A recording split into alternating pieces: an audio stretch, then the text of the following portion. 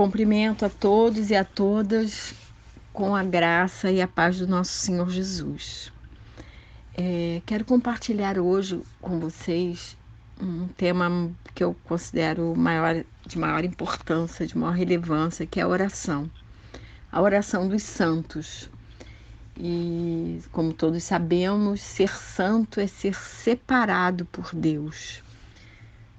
Não é aquele santo que algumas igrejas pregam, aqueles que são dignos de adoração, que a gente faz pedido. Não, eles não nos ouvem, eles não estão mais presentes entre nós.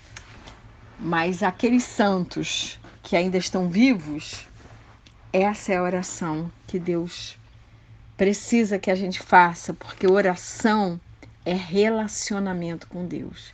Então vamos parar um pouco para pensar sobre a oração e a nossa oração, os santos do Senhor.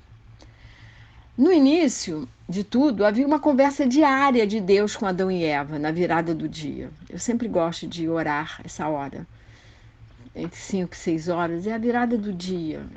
É quando a gente entrega o nosso dia para Deus e entrega também a nossa noite. Mas a primeira oração mencionada na Bíblia está lá em Gênesis 4, 26, onde é dito: daí se começou a invocar o nome do Senhor.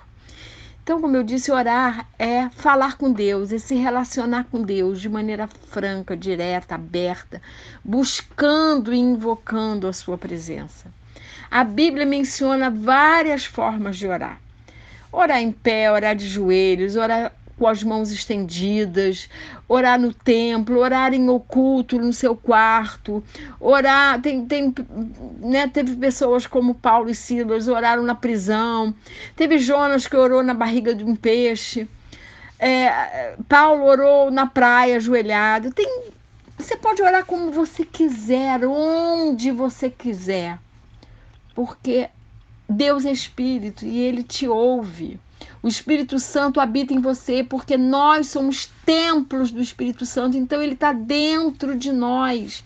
E por Ele estar dentro de nós, Ele está nos ouvindo. Ele é o único, onipresente, onisciente e onipotente. Ninguém mais é. A melhor pessoa, a pessoa mais santa, por exemplo, José. Tirando Jesus, José, filho de Jacó, lá no Antigo Testamento, para mim é a pessoa mais maravilhosa, a pessoa que eu mais aprendo. Eu sempre digo, quando eu chegar no céu, eu quero saber quem é José, filho de Jacó, eu quero dar um abraço, Mas ele não vai me ouvir, agora ele não está me ouvindo, porque ele está lá nos braços de Deus e eu estou aqui na terra. Ele não é onipresente, somente Jesus é, e Ele tem todo o interesse de termos como pessoas que se relacionem com Ele. Ele quer esse relacionamento.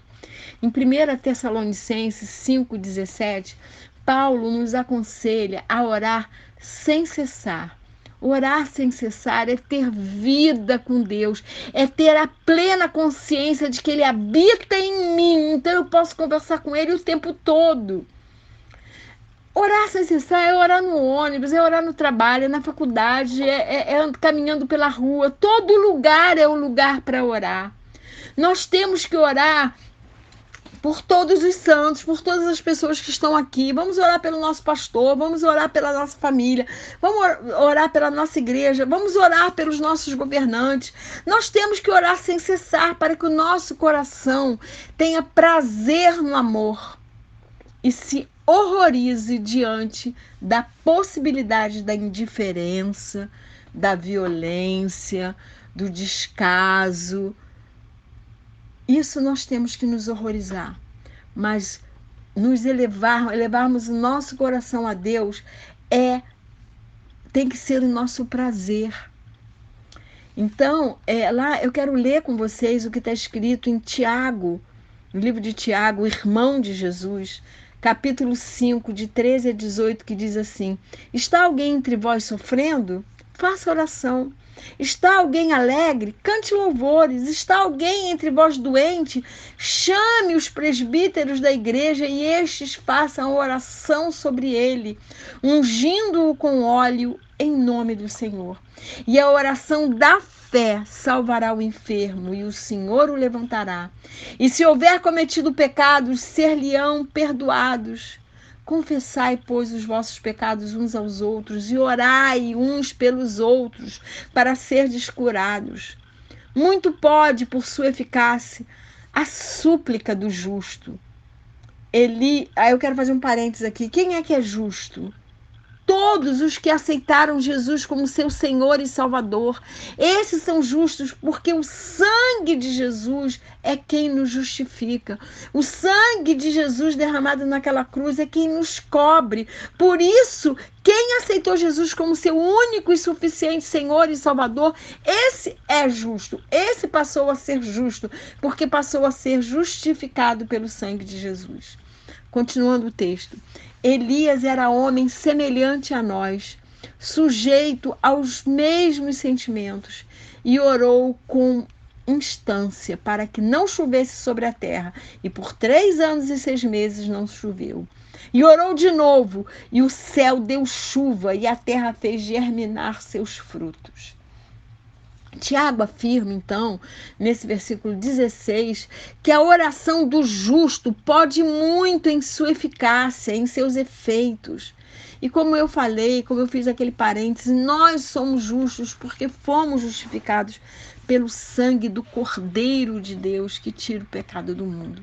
Temos que orar sem cessar para que a mesma língua que glorifica o Senhor não calunie, não minta a respeito dos irmãos e o poder de sua mente não seja o de criticar, mas o de construir.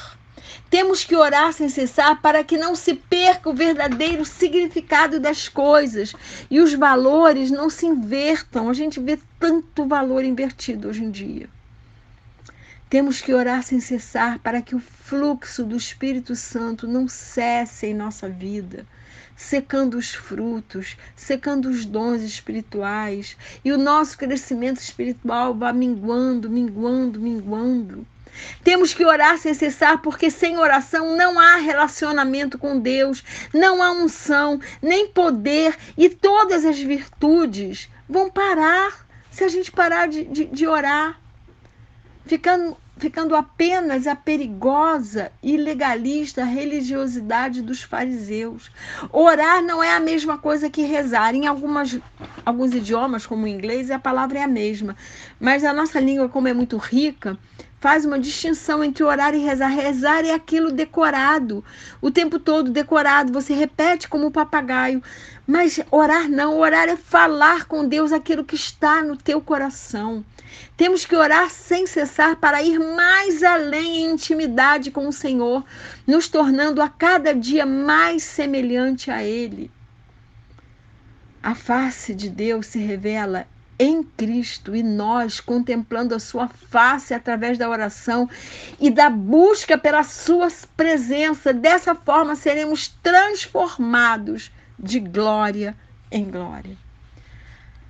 A oração deve ser a chave que abre a porta do dia e a tranca que fecha a porta da noite. Outro dia eu falei no culto das mulheres que quando eu orava de noite, quando a minha última oração, eu não dizia amém. E eu não digo amém de propósito, porque eu faço a seguinte oração: Senhor, eu estou agora dormindo em teus braços, e eu quero acordar em teus braços, e eu quero que durante a noite eu possa ser ministrada por ti, eu possa aprender de ti, eu possa continuar te adorando, eu possa continuar conectada contigo. Sabe a tomadinha de Deus, a tomadinha do reino de Deus? Eu quero continuar nessa tomada, eu não quero desplugar, eu quero estar o tempo todo em contato com Deus enquanto eu durmo. Então eu não quero dizer amém, porque eu quero, ao adormecer, continuar ligada com Ele.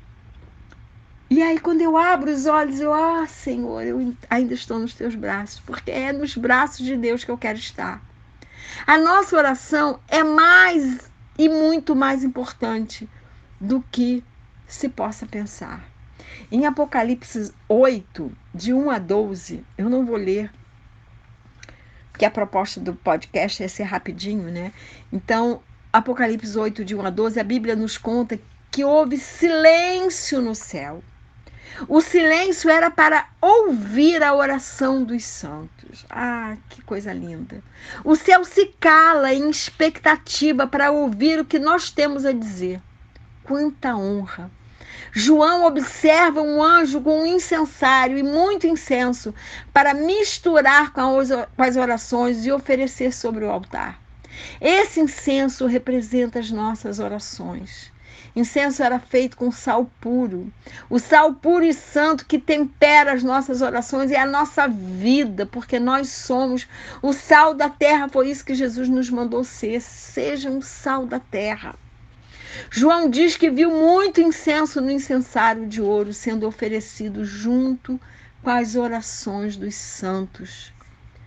São as nossas orações que estão diante do trono de Deus, resolvendo todas as questões da terra, da nossa cidade, do nosso país, da nossa família, da nossa igreja. Viu quão importantes são as nossas orações? Portanto, meus queridos e minhas queridas, nós temos que gastar tempo orando, temos que orar sem cessar, temos que orar pela nossa família, pela nossa igreja, pelos nossos pastores, pelo nosso país. Temos que orar pelas nações que têm perseguição, que vivem debaixo de perseguição aos cristãos. Temos que orar pelos missionários espalhados em toda a terra. Temos que orar para que Jesus venha nos arrebatar. Orar, orar e orar. Orar para ficarmos mais perto de Jesus e mais parecidos com Ele. Orar para termos mais intimidade com Ele, conhecendo Ele cada vez mais e melhor. Orar para ouvirmos Sua voz, buscando de todo o nosso coração, com todas as nossas forças e de todo o nosso entendimento.